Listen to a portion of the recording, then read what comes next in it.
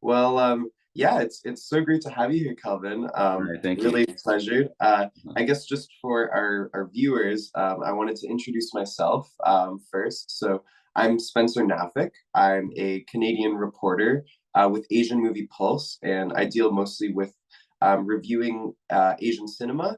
Mm, So I've mostly been doing like movie reviews, but as of lately, I've been doing more kind of director interviews, and that stuff is really exciting to me. right. So I'm really, really happy to have you here. And yeah, I was wondering if maybe you wanted to introduce yourself and just chat a little bit.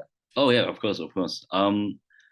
Yeah. Oh wow, we landed in Chicago yesterday night, so I'm still going through that jet lag process. But but yeah, I'm Kelvin, and I came from Hong Kong, but my background, I've been growing up in Australia since I was really young, so hence that's my where my accent kind of comes from. And so I also lived in Los Angeles for around 6 to 7 years back in I think 2013 to 2020. So about that time, I've been in Los Angeles. I've been studying there, and I've been working over there. And then came back in 2020 and made my first feature debut film. Yeah. Oh, very nice. Yeah. And so, what was it that inspired you to become a filmmaker? Is it something that you always like wanted to do? Um, or Uh, yeah. I mean, I've been I've started everything back in Melbourne, Australia, where I grew up. I was there when I was 12, and since then I started doing theater and everything in high school. And then after high school, I've been in the university doing. I did my bachelor's in performing arts. So I did most of my stuff. I think how I felt interested in filmmaking was starting in theater, because during that time I was a director, also an actor as well. So back then in Melbourne, there was a lot of short films for RMIT, for Melbourne universities. So I went, and I did a lot of acting in a lot of short films. And in those times, I found the passion in storytelling. I find the fascination of, oh wow, how images could bring so much meanings and so much depth to and anybody. And filmmaking is a language, and it brings a lot of people together. And I think that's one of the things that why I started in doing filmmaking. Yeah. yeah, that's really cool.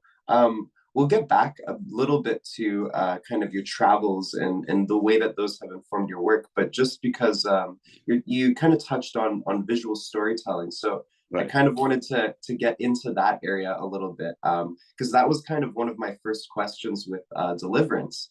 So yeah, I really loved the movie. Thank you. Really enjoyed it. I watched it for a second time last night and definitely got more out of it. It's totally rewatchable. But one of the things that really struck me, Mm, both the first time I watched it as well as the second time, is just how much of a visual, like, it's a stunning piece of work visually, right? So, there's just that wonderful variety of framing. And then the way that you apply like shadows and light, and then the diversity of colors and the way that themes are kind of expressed through colors. So, kind of darker colors in the darker moments, that sort of thing. So yeah, it seems like just based off of what you were saying, visual storytelling is a really big part of how you kind of communicate both story and emotion in cinema. So I was wondering, is that something that you've always wanted to do, just in your kind of directorial work? Or would you consider yourself a pretty like visually minded individual, or? yeah, I think diving into what I love to explore the most in filmmaking or in storytelling would definitely be ambiguity.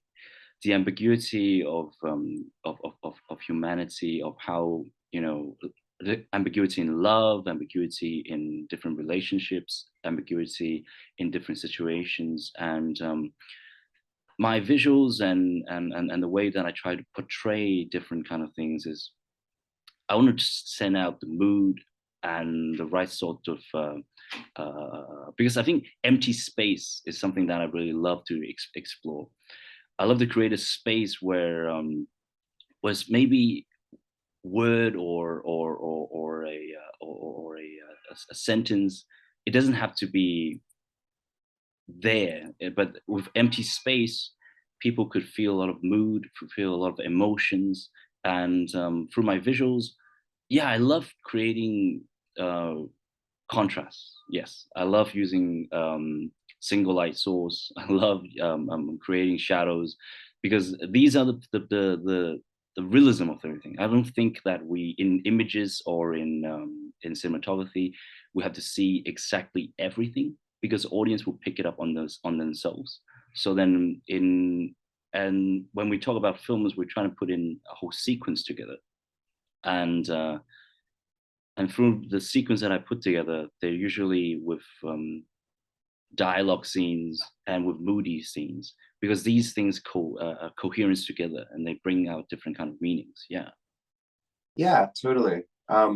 And I guess that kind of ties into this idea of, yeah, like multi-interpretation. Hmm. And I think that that really rings true in Deliverance as well. I mean, in the very opening scene of the movie, Joseph is talking to an audience and basically telling a hypothetical story. Exactly. And there's all those answers that are provided. And he says the correct answer is that essentially there is no answer to how the story has gone down because Mm.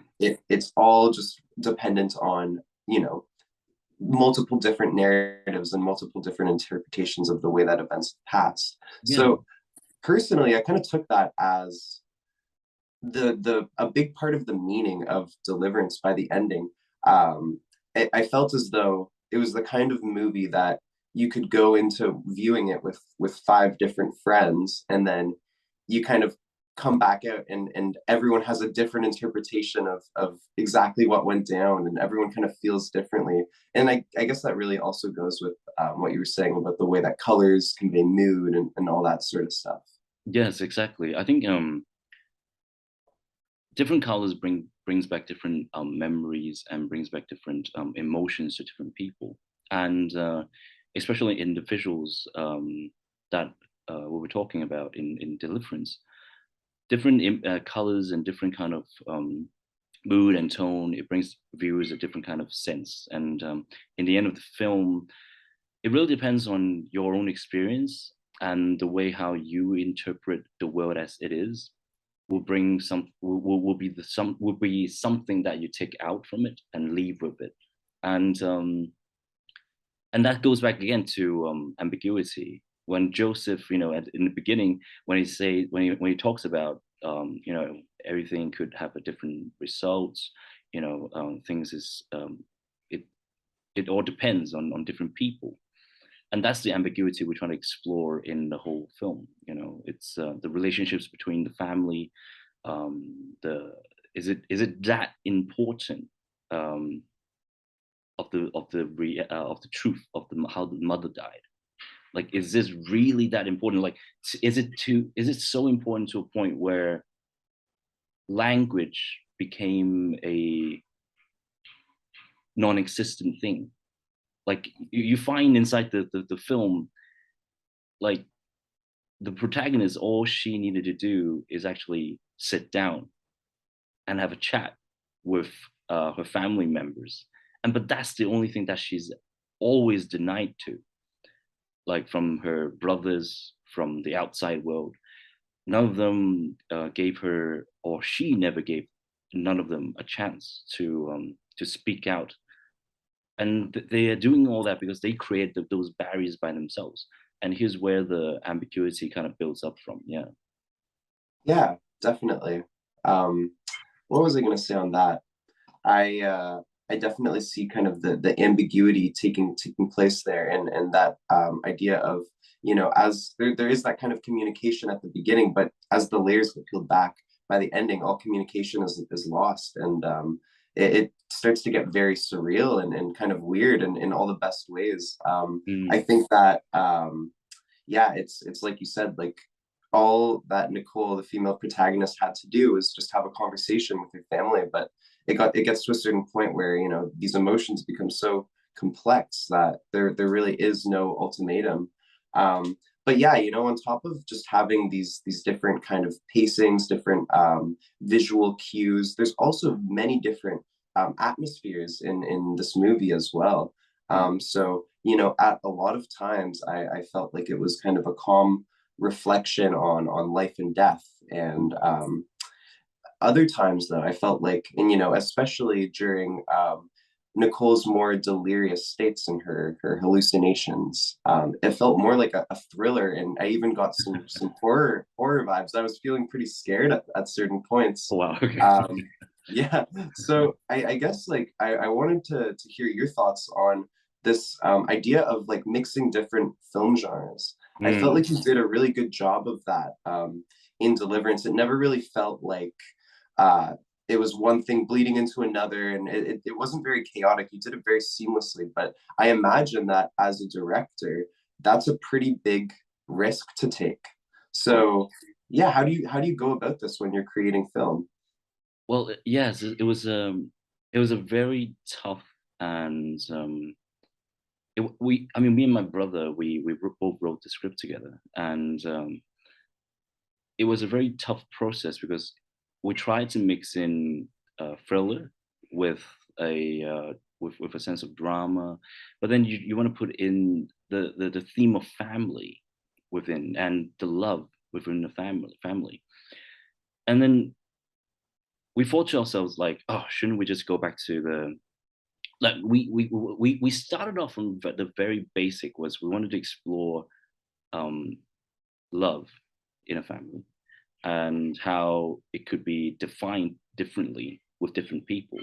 And again, hence that's the ambiguity again. But then, yeah, and that's where we started off. And then we started writing the script, and we went back and forth. We tried to put in different kind of scenes together.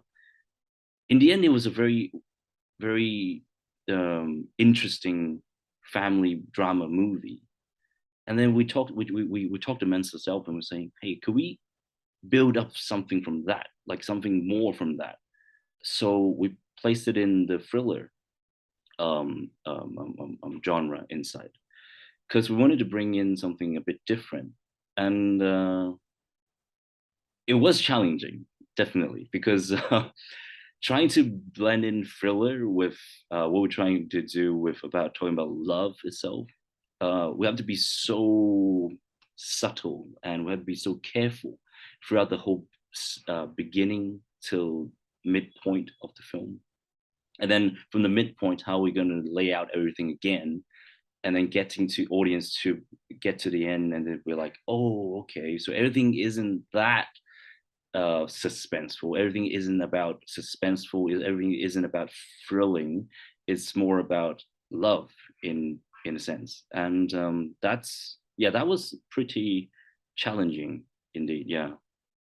Yeah, that's super interesting. And it really does make you think like it's a big task because I feel like, you know, as someone who watches a lot of movies, you get those kinds of cues and your brain almost thinks like, oh, okay, I'm watching a thriller now, or I'm watching a horror now. Mm. And, you know, maybe you want to convey more than just like a horror, but so it's hard to trick your audience into thinking they're watching one thing and then they're actually watching another and then bringing it all back. And because, you know, people have different perceptions of Exactly. Yeah. different kinds of movies, right? Yeah, I think we like bringing people in onto that journey of roller coaster. Um, we had to, we couldn't really calculate a lot of what would be in the screenplay because mixing this two genre together, it wasn't really done a lot in Hong Kong itself, and so there wasn't really a lot of references. And because we based off everything a lot in Asian culture, um, it was more harder and difficult as well because thrillers is always one genre, and family films or a family tragedy is always one genre by itself. And mixing the two together, we have to extract the essence of the family family genre and find out, oh, what could be used in the thriller aspect. What background do they need? What kind of conflict they need to have? Especially, we placed in the screenplay, the bigger brother is the professor who knows how to do hypnosis, and then the second brother is the triad boss or some sort. And what conflict would they collide together? So the big brother. Oh, we took kind of the brothers kind of from Mystic River, because that's one of my favorite films as well. We I found that film has a very interesting character dynamic, because every one of them, they I wouldn't say they're very complex, but I'll say that they're very interesting because from Sean Penn, his very aggressive kind of characteristics, but then he really really loves his daughter, and that's his drive to seek out the truth. And so that's how we went about to do our characters as well. Each of them has a very unique background. They all came from the same family, but because of that incident, they have a trauma, and from that trauma, the way that they recovered and become who they are after 15 years is a very interesting journey, and that's how we utilize that background into becoming that thriller part as well. Right. Yeah, that's super interesting stuff. I definitely see exactly what you mean. I actually haven't seen Mystic River yet, believe it or not. Oh It's still on no. my watch list. I know, I know. Yeah, I have it on a DVD. I've just been waiting to throw it in, but maybe I'll do that tonight. But yeah, no, that's I think that there's something to be said about like all these characters who, I mean, at least in Deliverance, are separated by their own kind of life paths, and then at the end, this idea of trauma kind of brings them back together in this very weird and interesting way.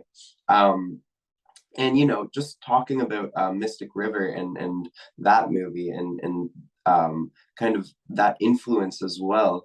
I was wondering like how exactly you think that as a director, your life, which you've spent a good chunk of traveling and taking in international influences, has informed your creative process. So do you think your career and your movies would be like the same if you had never left Hong Kong, or how would they be different? And how do you grapple with your identity as someone who's creating Hong Kong cinema but has also traveled lots? um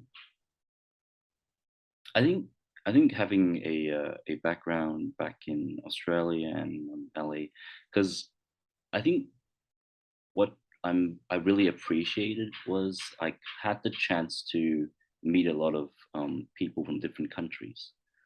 I have friends from India, Italy, the UK, and my time being in Los Angeles, being a very multicultural city, uh, it did build up a lot of what I do and what I love in filmmaking, because um, I think I always say to other people that no one is ever self-made.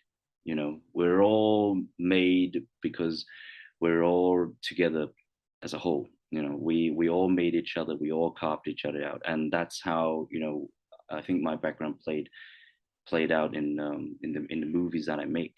And yeah, it's because of those people that they have their own visuals and they have their own set of skills, and and I learned from them. I grew from that, and I was nurtured by that, and so my I think that led to what my style is in a way. Yeah, definitely. Yeah, that's really cool. And I guess like as someone who's traveled so much, and because your film Deliverance deals so much with concepts of family and a sense of home, would you say that like you have like a very clear sense of home? Like would it be fair to say that you feel as though Hong Kong is your home, or do you feel like your home is kind of a little bit of everywhere and just where you travel to? Yeah, it's definitely a bit of everywhere, to be honest. I Yeah, mean, I I love Hong Kong. I mean, that's where I grew up, and that's where I would always consider my home to be.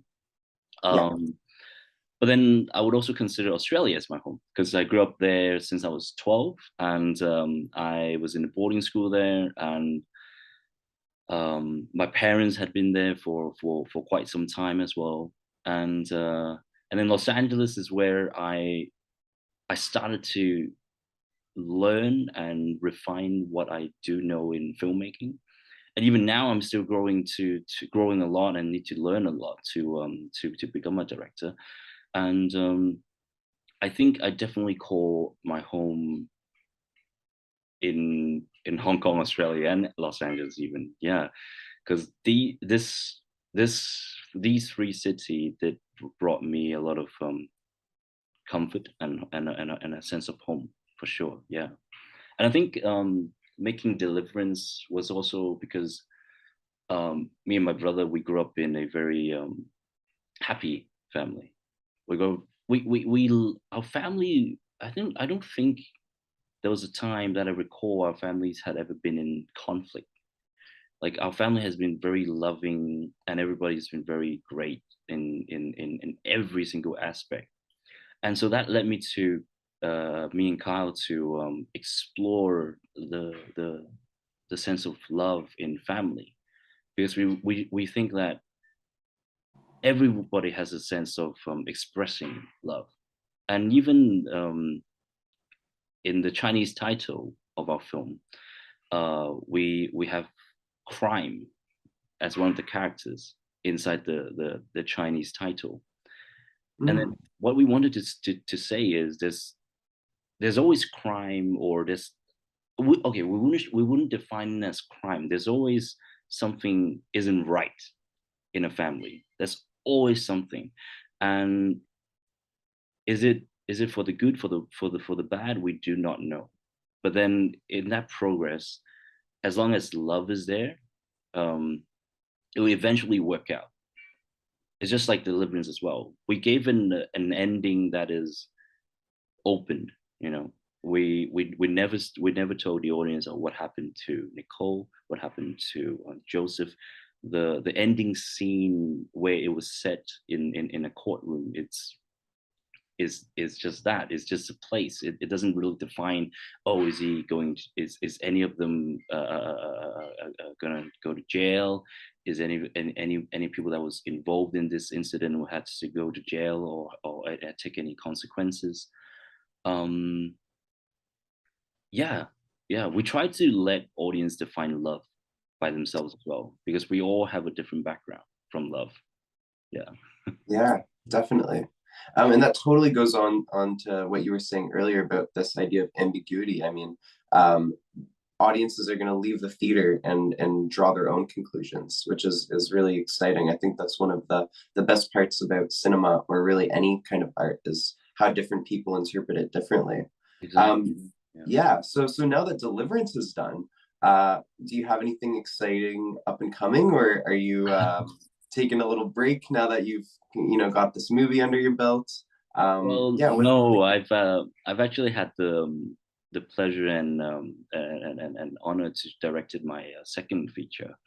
That was made in early February this year, Oh, and yeah, it was so. Deliverance was finished last year in June, around late June, anyways. We did post production for about 3 months, and then a new script came to me, and it's a script on thriller as well, and and then it's also a film that tackles on regrets and mm, how we should let go of them. And so that was a very interesting script. And then, although me and my brother didn't write it ourselves, it was a very interesting progress to go through. So we went through the pre-production and development progress of everything, and we shot everything earlier this February, and we finished about March. And so yeah, so now I'm in progress of getting that done as well. And yeah, yeah, Wow, you've been busy. That's really exciting. yeah. Well, And I yeah, think I even for my second film, I went back again to the sense of exploring ambiguity, and through the visuals, like I was talking about the mood and the tone that I love to play with, the sense of empty space and everything. It's all there as well in my second film, and and it's it's a very interesting journey for the second film because I played more with visuals and I played more with the experimental side of things. And so it's a pretty weird and cult movie, I think, for the second movie. Yeah. Oh, that's awesome. I really can't wait. I thought that, yeah, the more experimental kind of art house elements of Deliverance were some of the most awesome moments. So I think that that'll be really great. And who knows, maybe we'll be meeting on another Zoom call later on, and we'll chat about this one as well. So what's it called, and when exactly could viewers anticipate to see it coming out? Oh, the second one. Yeah. The second one would be, I think we should be aiming for around April next year. Because like I said, it's fairly experimental. Um, because in Deliverance we played with different colors, red, green, yellow, and blue, which brings up it sums up the memory phase inside our brain. And so in the second movie, I played with a lot of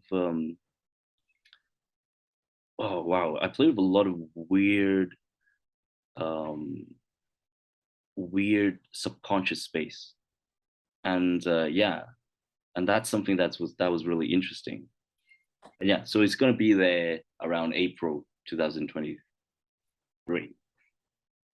Wow. Oh, that's awesome. April 2023. Okay, I'll have to mark it in my calendar. And yeah, I really liked the both the experimental and the thriller kind of aspects of Deliverance. So I think that that'll be a really good addition to your filmography. And I also really like this idea of like the exploration of regret. I'm really curious to see how you navigate that whole world. So Thank you. yeah, that'll be really cool. I guess kind of getting to the end of my questions here, I was wondering if, having the amount of experience that you have and having just finished this film, if you had any advice to anyone who wants to become a filmmaker, even if, they're just kind of in their first stages of navigating this world, you as an experienced filmmaker, what would you tell your kind of more beginner viewers? I wouldn't really call myself experienced filmmaker, but because like I said, I'm still learning and I'm still growing. Even Yeah. chatting with you right now, I'm still trying to get through my own mind and my own process of how I make a film. I think as a new filmmaker, I think just be brave and just embrace what you want to explore. Because even right now at this moment, talking about what I did on Deliverance or on my second film, I'm still experiencing um, like experiencing what my brain is trying to learn and grow through that whole journey. It's been it's been a very chaotic but very lovely one. And I think as new filmmakers, we just got to embrace what we want to explore and just go for it. And I don't think anything is impossible as long as you just try and gun for it. And it's just like the four color spaces that I talked about in Deliverance. Those were pretty wild, and those are something that was very experimental in the Hong Kong movie industry. Um, but at that time, as a debut film, me and my brother was like, "Hey, why not? Let's just give it a shot." You never know. You never know. You just have to do it. And until then, and even until the film released, you never know what the outcome would be. And but that's the journey, and that's the fun part of everything. Yeah. Yeah, totally. I think that's really great advice. And it sounds like, yeah, just based off of what you're saying, it is really a never-ending journey. You don't kind of create one film and you're done. Like it's all a process of taking risks and seeing what works, and then taking more risks in your next kind of endeavor. So that makes a ton of sense there. Yeah, that's super exciting. Before we wrap things up, I'm curious, is there anything that we didn't really touch on our conversation that you were looking to chat about? Uh, no, I don't think so. I mean, I mean, I mean, going back to the you were talking about visual styles and everything. Because it was when you asked me that question, even until now, I'm still pondering upon like, oh wow, how did I go through those process? I guess I had those images in my mind way before writing it down in words. Because I always have the image and the scene play out in my mind before I start writing it down, and that's my progress. And I think yeah, I think that sums up the everything that I need to say about the visual part of everything. Totally, yeah. It sounds like with the visual stuff, part of it is very technical, getting into the nitty-gritty of shading and lighting and colors. But a big part of it, just based off of what you've said now, is intuition. You have to take the shots that feel right, right? Like in the moment, and that's sort of. Exactly. And I usually draw it out because I love storyboarding, and so I usually just storyboard it out, and then I'll know what my mind is going through, and that's what I was saying as well when you asked me about what is any advice to new filmmakers. You do not know what your mind wants to do. You do not know, your mind plays that tricks on you. From time to time, you have to either draw it out, write it out, or just do it, and then you realize, oh, okay, oh, I've made a mistake there. Okay, now I got to move, keep going on, and I got to fix that.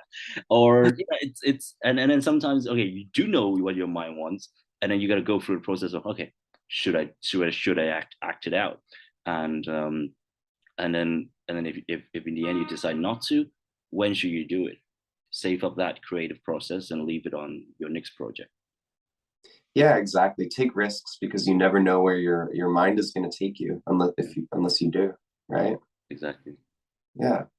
Cool. And yeah, so right now you're in the US for the Asian pop-up cinema. That's Mhm. correct.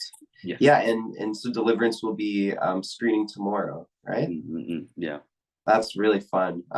So are you going to be talking at the event or? Yes, there will be a Q&A, and there will be an introduction. Um, I'm still trying to wrap my head around how to introduce the film. Yeah. It's always hard to introduce it because it's